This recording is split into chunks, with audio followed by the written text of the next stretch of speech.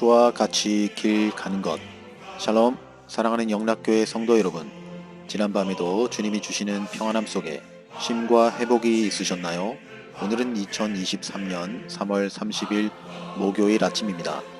오늘도 변함없이 우리에게 허락하신 귀한 말씀으로 하루를 여는 아침 경건의 시간을 통해 하나님과 동행하며 은혜와 평강을 누리는 귀하고 복된 하루, 귀하고 복된 성도의 삶이 되시길 우리 주님의 이름으로 축원합니다. 오늘 함께 부르실 찬송은 찬송가 463장 신자 되기 원합니다 입니다. 다 함께 찬송하시겠습니다.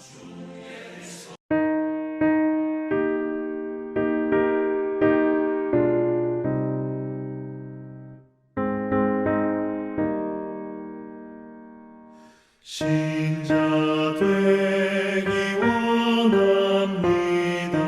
진심으로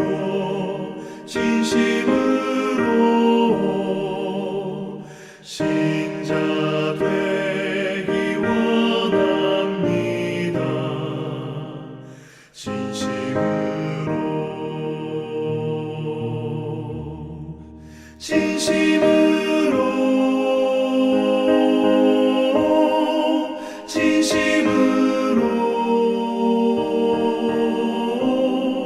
신자 되기 원합니다.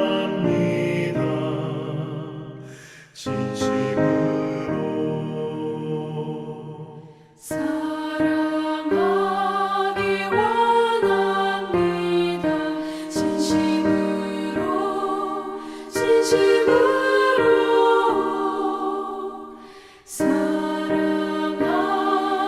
원합니다. 진심으로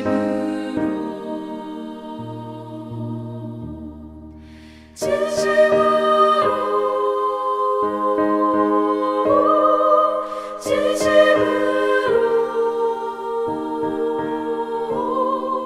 사랑하기 원합니다.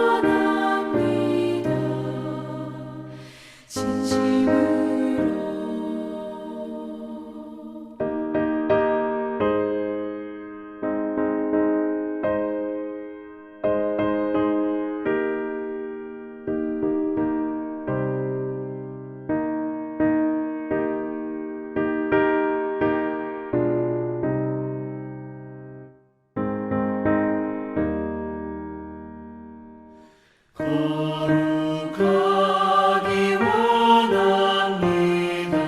진심으로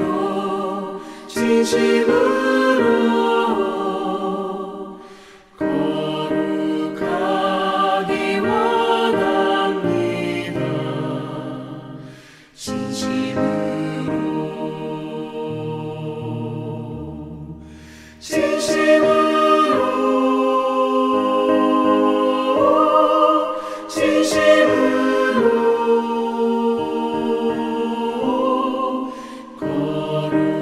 거룩하기 원합니다.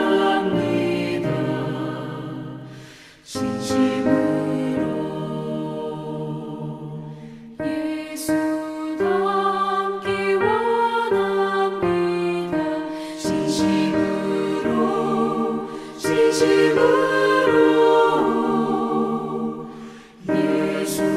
닮기 원합니다. 진심으로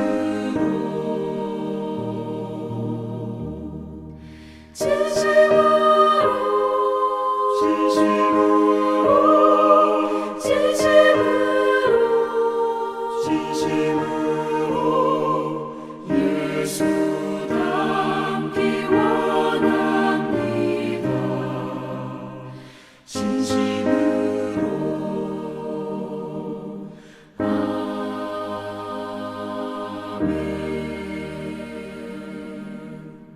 사랑의 하나님 아버지, 지난밤에도 우리에게 베푸신 평안 속에 영육의 건강을 지켜주신 은혜와 또 새날을 허락해 주심을 인하여 감사합니다. 무엇보다 이 하루의 시작을 귀한 말씀을 묵상하며 시작하게 하심 또한 감사드립니다. 오늘 허락하신 마태복음의 말씀을 묵상할 때 진리의 말씀을 깨닫는 영적인 안목을 넓혀주시고 허락하신 말씀을 통해 하나님께서 내게 주시는 진리를 깊이 깨닫는 은혜와 또 말씀 앞에 겸손히 순종하며 따르는 하루가 되도록 인도하여 주시옵소서. 오늘도 저희 삶의 전 영역 가운데 주님의 생명의 빛, 진리의 빛으로 조명하시어 하나님이 기뻐하시는 하루가 되도록 인도하여 주시옵소서. 귀하신 우리 구주 예수 그리스도의 이름으로 기도드립니다. 아멘. 자, 오늘 우리에게 주신 묵상 본문을 함께 봉독하겠습니다. 오늘 본문은 마태복음 25장 31절로 46절 말씀입니다. 함께 본문 말씀을 봉독하겠습니다. 인자가 자기 영광으로 모든 천사와 함께 올 때에 자기 영광의 보좌에 앉으리니 모든 민족을 그 앞에 모으고 각각 구분하기를 목자가 양과 염소를 구분하는 것 같이 하여 양은 그 오른편에 염소는 왼편에 두리라. 그때 임금이 그 오른편에 있는 자들에게 이르시되 내 아버지께 복받을 자들이여 나와 창세로부터 너희를 위하여 예비된 나라를 상속받으라. 35절 내가 줄일 때에 너희가 먹을 것을 주었고 목마를 때에 마시게 하였고 나그네 되었을 때에 영접하였고 헐벗었을 때에 옷을 입혔고 병들었을 때에 돌아보았고 옥에 갇혔을 때에 와서 보았느니라. 이에 의인들이 대답하여 이르되 주여 우리가 어느 때에 주께서 줄이신 것을 보고 음식을 대접하였으며 목마른 것을 보고 마시게 하였나이까. 38절 어느 때에 나그네 되신 것을 보고 영접하였으며 헐벗으신 것을 보고 옷 입혔나이까. 어느 때에 병드신 것이나 옥에 갇히신 것을 보고 가서 배웠나이까 하리니. 40절 임금이 대답하여 이르시되 내가 진실로 너희에게 이르노니 너희가 여기 내 형제 중에 지극히 작은 자 하나에게 한 것이 곧 내게 한 것이니라 하시고 또 왼편에 있는 자들에게 이르시되 저주를 받을 자들아 나를 떠나 마귀와 그 사자들을 위하여 예비된 영원한 불에 들어가라. 내가 줄일 때 너희가 먹을 것을 주지 아니하였고 목마를 때에 마시게 하지 아니하였고 나그네 되었을 때에 영접하지 아니하였고 헐벗었을 때에 옷 입히지 아니하였고 병들었을 때와 옥에 갇혔을 때에 돌보지 아니하였느니라 하시니. 그들도 대답하여 이르되 주여 우리가 어느 때에 주께서 줄이신 것이나 목마르신 것이나 나그네 되신 것이나 헐벗으신 것이나 병드신 것이나 옥에 갇히신 것을 보고 공양하지 아니하더이까. 이에 임금이 대답하여 이르시되 내가 진실로 너희에게 이르노니 이 지극히 작은 자 하나에게 하지 아니한 것이 곧 내게 하지 아니한 것이니라 하시리니 그들은 영벌에 의인들은 영생에 들어가리라 하시니라. 아멘. 자, 이제 오늘 읽은 본문 말씀 묵상을 함께 나누겠습니다. 먼저 오늘 주신 본문 말씀의 핵심 줄거리를 요약해 봅시다. 오늘 본문 말씀은 마태복음 25장의 마지막 단락으로 양과 염소의 비유를 통해 다시 오신, 즉 재림주로 오신 예수님께서 행하실 심판의 기준이 무엇인지 보여주고 있는 말씀이며 성도들로 하여금 사랑을 실천하는 것이야말로 주님의 재림을 가장 훌륭하게 대비하는 방법이라는 사실을 우리에게 교훈하고 있는 본문 말씀입니다. 이와 같은 이유 때문에 본문의 비유가 마치 최후의 심판날에 구원의 기준이 행위인 것처럼 말씀하는 듯해 보입니다. 그러나 이 비유는 인간 구원의 조건이 선행, 즉 행위라는 것이 아니라 구원받은 자는 마땅히 이웃에 대하여 주의 사랑과 계명을 실천할 의무가 있고 또 믿음을 갖고 주를 섬기는 자가 마땅히 행해야 할 사랑을 실천하는 삶이야말로 구원받은 자의 온전한 삶의 태도라는 사실을 강조하는 것입니다. 다시 말해 양과 염소의 비유는 인간 구원의 내적 또 근본적 조건이나 원리가 아니라 구원받은 자가 외면적으로 드러내 갖는 특징만을 지적하고 강조한 비유라 할 수 있습니다.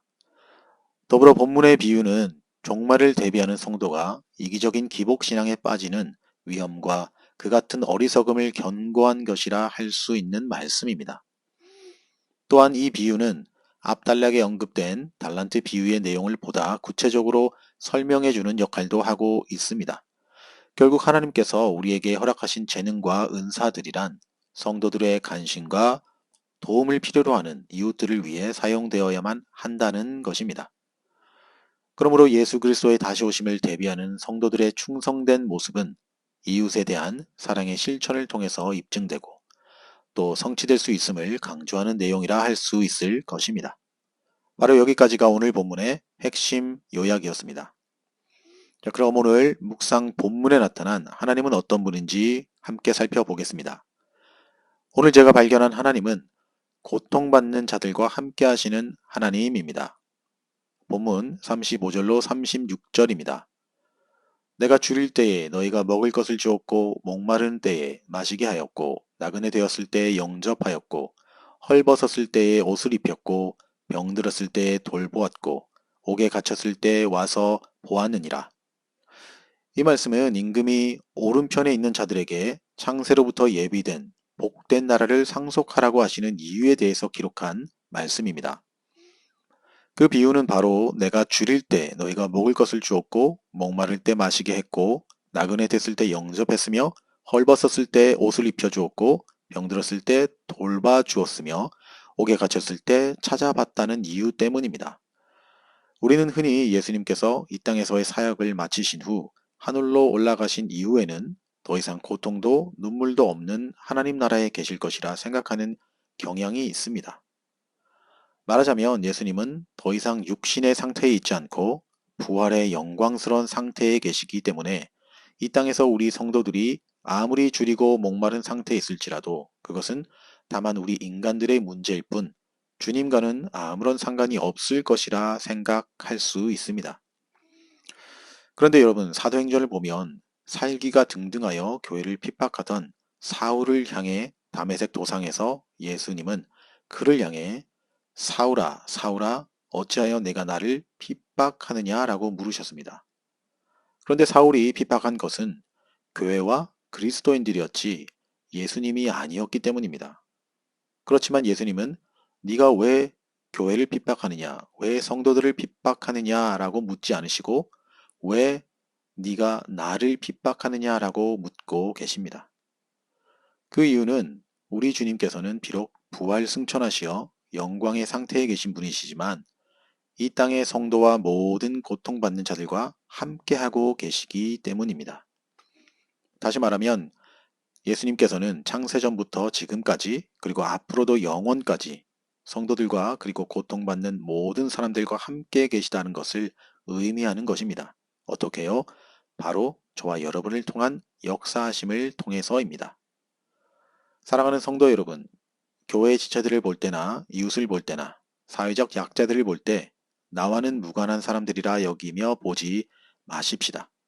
그 이유는 그들 모두 그리스도 안에서 한 아버지 안에서의 형제 자매요, 또한 궁극적으로 이들 모두 구원받아야 할 잠재적 하나님의 백성들이기 때문입니다. 그러므로 고통받는 이웃을 볼 때 무관심하고 냉정한 시선으로 바라보고 지나치지 마시고 그들의 고통과 함께 하시는 주님을 보듯 그들을 섬기고 또한 그들을 위해 기도해야 할 것입니다. 왜냐하면 예수님이 분명하게 그렇게 우리에게 말씀하고 계시기 때문입니다. 자, 이제 오늘 묵상 본문에 본문이 저와 여러분에게 주시는 교훈과 메시지를 살펴보겠습니다. 오늘 우리에게 주시는 교훈은 행위는 구원의 근거는 아니지만 최후 심판의 근거가 된다라는 사실입니다. 본문 46절을 보시면 예수님은 그들은 영벌에 의인들은 영생에 들어가리라고 말씀하십니다. 이것은 최후 심판에 대한 주님의 최종 판결, 마치 세상 법정 용어처럼 대법원의 확정 판결과 같은 말씀인 것입니다. 이러한 주님의 판결은 그 어떤 항소로도 번복할 수 없는 최종적인 판결인 것입니다. 이렇게 의인과 죄인들의 운명은 영원히 결정되고 만다는 것입니다. 사랑하는 성도 여러분, 양과 염소의 비유에 나타난 주님의 최후 심판 장면을 보면 주님께서는 세상의 어느 재판보다도 완벽한 재판을 하고 계십니다. 주님께서는 자의적이고 감정적으로 판단하지 않으시고 분명하고 명백한 증거를 기준으로 판결을 내리신 것입니다. 그 근거가 무엇이었습니까? 사람들의 신분, 능력, 학력, 재력과 같은 세상적 기준이었습니까? 아니면 그들의 종교적 백그라운드, 교단과 교파 혹은 신학적 노선이었나요? 아닙니다. 우리 주님의 판결 근거는 그들의 행위, 그것도 고통받는 자들에 대한 태도, 즉 사랑의 실천 유무였던 것입니다. 물론 여기서의 행위 그 자체가 사람들의 구원의 근거가 된다는 것을 말하는 것은 결코 아닙니다. 결단코 행위가 구원의 근거가 될 수는 없습니다. 그러나 믿음을 가진 자들의 삶의 열매로 행위가 나타나야 하는 것은 마땅합니다. 곧 그리스도인의 삶의 행위는 곧 최후 심판의 근거가 된다는 것을 뜻한다는 것입니다. 그러므로 최후 심판을 대비하는 그리스도인에게 있어서 무엇보다 중요한 것은 믿음의 결과를, 즉 믿음의 열매로 나타나는 사랑의 행위인 것입니다. 그런 측면에서 오늘날 우리의 모습은 어떤지 한번 돌아보아야 될 줄 믿습니다. 지나치게 개인주의화되어 각박하게 돌아가는 세상 속에 살아가다 보니 내 신앙의 폭도 나와 내 가족 혹은 내 교회에만 초점이 맞춰져 있지는 않습니까? 혹은 지나치게 교단과 교파와 같은 신앙적 배경이나 신학적 교리와 같은 것에 집착하고 있지는 않습니까? 물론 이런 것들이 불필요하고 중요하지 않다는 것은 아닙니다. 기준이 없는 신앙과 신학은 자칫 이단 사이비로 전락할 위험이 크기 때문입니다. 또한 이런 기준들이 교회를 보호하기에 중요한 것은 사실이지만 이와 같은 정통신학과 정통교단, 교파도 중요하지만 성경이 가르치고 말씀하고 있는 정통 실천은 더욱 중요하지 않겠습니까? 사도 바울은 고린도 교인들에게 이렇게 말씀합니다. 내가 사람의 방언과 천사의 말을 할지라도 사랑이 없으면 소리나는 구리와 울리는 꽹과리가 되고 내가 예언하는 능력이 있어 모든 비밀과 모든 지식을 알고 또 산을 옮길 만한 모든 믿음이 있을지라도 사랑이 없으면 내가 아무것도 아니요. 그러므로 사랑하는 성도 여러분, 모든 본문이 증거하는 바와 같이 장차 있을 최후 심판의 결정적인 증거가 되는 것은 세상의 기준 혹은 종교적 백그라운드가 아니라 그리스도께서 가르쳐 주신 사랑의 실천인 믿음에서 발현된 사랑의 행위라는 것입니다. 이처럼 저와 여러분 모두가 사랑의 열매를 풍성히 맺어 우리 주님의 제자로 살아가는 복된 성도님들이 다 되시길 우리 주님의 이름으로 축복합니다. 그리하여 장차 오실 그리고 장차 맞이할 주님께로부터 내 아버지께 복받을 자들이여 나와 창세로부터 예비된 나라를 상속하라는 칭찬을 들을 수 있는 복된 성도님들이 다 되시길 다시 한번 우리 주 예수 그리스도의 이름으로 축복합니다. 기도하시겠습니다. 하나님 아버지, 오늘 이 아침에도 주님의 귀한 복음의 메시지를 듣게 하심을 감사합니다. 우둔한 우리에게 성령께서 날마다 말씀을 듣고 깨닫는 마음을 허락하시고 그 말씀을 우리 마음판에 새겨 그 말씀대로 순종하고 실천하며 진리 가운데 흔들리지 않는 신실한 믿음의 삶을 살아가는 저희들의 삶이 되도록 인도하여 주시옵소서. 이제는 우리 구주 예수 그리스도의 은혜와 하나님 아버지의 지극하신 사랑하심과 성령님의 감화감동 위로교통 충만케 하심이 고통받는 이웃과 늘 함께 하시는 하나님처럼 그리스도인으로서의 사랑의 행위가 내 삶 가운데 풍성한 열매가 되어 나타나기를 원하고 바라는 아침 경건의 시간에 참여한 모든 성도들 머리 위에 이제로부터 영원토록 함께 하옵시기를 간절히 축원하옵나이다. 아멘. 자, 오늘도 몇 가지 기도 제목을 나누며 함께 간절한 마음으로 기도하길 원합니다. 첫 번째 기도의 제목은 오늘도 각자가 묵상한 말씀을 생각하시면서 기도합시다. 특별히 내 이웃, 내 주변의 사람들에게 무관심하고 있지는 않은지 또 외면하고 있지는 않은지 생각해 보시고 만일 그랬다면 이 아침에 주님 앞에 회개함으로 또 돌이켜 사랑의 열매 맺는 삶을 살게 해달라고 기도합시다. 두 번째 기도의 제목은 우리 영락교회와 우리 성도님들을 위해서 기도하시겠습니다. 하나님이 기뻐하시며 하나님이 찾으시는 교회 되게 해달라고 기도하시고 특별히 육신의 연약함과 치유와 회복이 필요한 성도님들을 위해 기도하시고 더불어서 선교지에서 수고하시는 우리 선교사님들을 위해서 기도합시다. 세 번째 기도의 제목은 올 한 해도 변함없이 사랑하는 나의 가족 모두가 하나님을 경외하며 주님을 인격적으로 만나는 영적 회복의 한 해가 되게 해주시고 고국에 계신 부모 형제를 위해 또한 어수선한 조국 대한민국과 또 영적 등불, 영적 지도자가 되어야 할 한국교회와 목회자들을 위해 찬양이 연주되는 동안 5분 이상 간절한 믿음과 소망, 회개의 심령을 담아 함께 기도하시겠습니다.